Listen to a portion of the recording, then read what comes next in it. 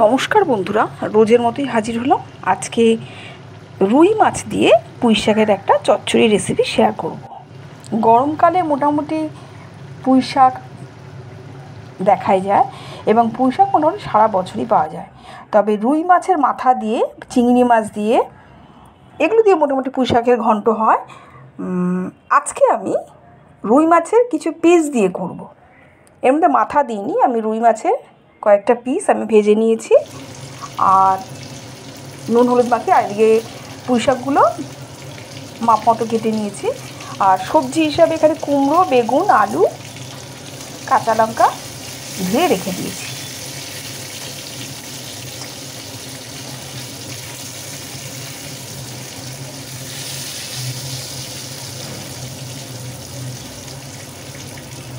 মাছগুলো মোটামুটি লালচে করে ভাজা হলেই এগুলোকে আমি নামিয়ে নিয়েছি এবং তারপর ফোড়ন হিসাবে এখানে 5 ফোড়ন আর পেঁয়াজ আর তেজপাতা ফোড়ন দিয়েছি।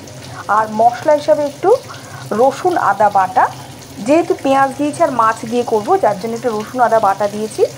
নিরামিষভাবে ওটাকে করা যায়, তবে সেটা মাছ ছাড়া অবশ্যই জিরে আদা বাটা দিয়ে।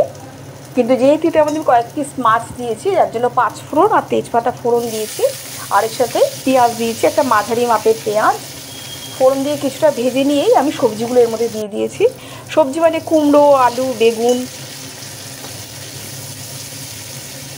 আর যা যা বাজারে, গরমে তো প্রচুর সবজি হয়, আমি দিয়েছি এই কটা।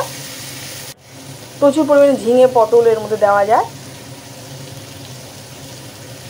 সবজির সাথে ফোড়ন মানে পেঁয়াজ, পাঁচফোড়ন এগুলো খুব ভালো মতো ভাজা হয়ে গেলেই আমি এর মধ্যে পুঁই শাকগুলো দিয়ে দেবো। পুঁই শাকগুলো দেওয়ার পর কিছুটা জল ছাড়ে, কারণ শাক মাত্রে একটু জল হয়, যে কোনো শাকেই আর কি সবজিতে জল থাকেই, যার জন্য পুঁই শাকগুলো ছাড়ার পরই এর মধ্যে একটু জলের। আর এর মধ্যে তখন আমি 1.5 চামচ লঙ্কা গুঁড়ো, 1 চামচ হলুদ আর স্বাদ মতো নুন দিয়ে দিলাম।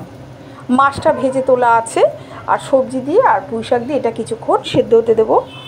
আর পুঁই শাক খুব তাড়াতাড়ি মোটামুটি সেদ্ধ হয়ে যায়। কুমড়ো আলুগুলো মোটামুটি সেদ্ধ হলেই এর মধ্যে মাছটা আমি মিশিয়ে দেবো।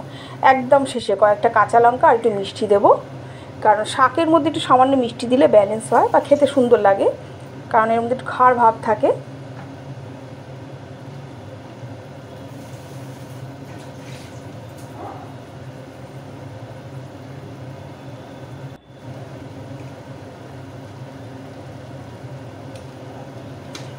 পুঁই শাকের মধ্যে যেহেতু একটু মাছ দিচ্ছে, মানে মাছ দিলে একটু ঝালের পরিমাণটা হলে ভালো হয়, যার জন্য লঙ্কা গুঁড়ো বেশি দিয়েছি।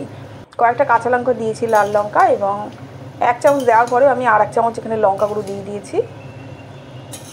কেননা মাছ দিয়ে চচ্চড়িগুলো নুন মিষ্টি ঝালটা একটু বেশি হলে ভালোই লাগে।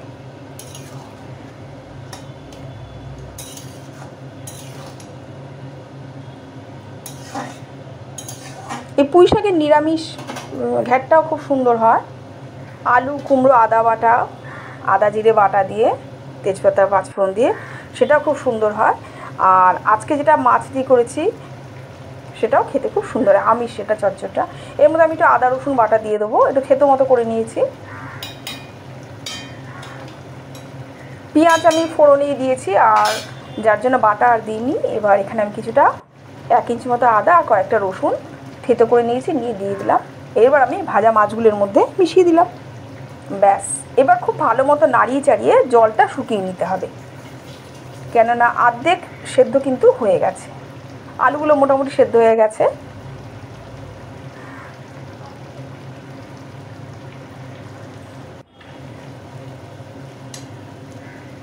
এবার উল্টে পাল্টে মাছ, মশলা, শাক, কুমড়ো সমস্ত একসাথে নাড়িয়ে চাড়িয়ে আবার একটু চাপা দিয়ে দেবো, কেন ডাঁটাগুলো মনে হয় আর একটু সেদ্ধ হবে এবং জলটা শুকনো পর্যন্ত আমাকে ওয়েট করতে হবে।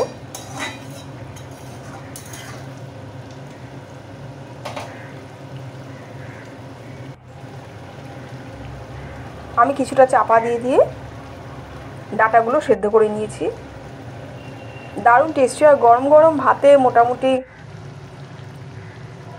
দারুণ স্বাদের। এইটা ছিল ফাইনাল লুক। আমি তন্দ্রা রোজের মতোই হাজির হলাম। আজকে মাছ দিয়ে পুঁই শাকের একটা চচ্চড়ি রেসিপি শেয়ার করলাম। কমেন্টসে জানাবেন কেমন হয়েছে। বাড়িতে মোটামুটি এইরকম চচ্চড়ি আমরা করেই থাকি। পরের ব্লগে আবার দেখা হবে।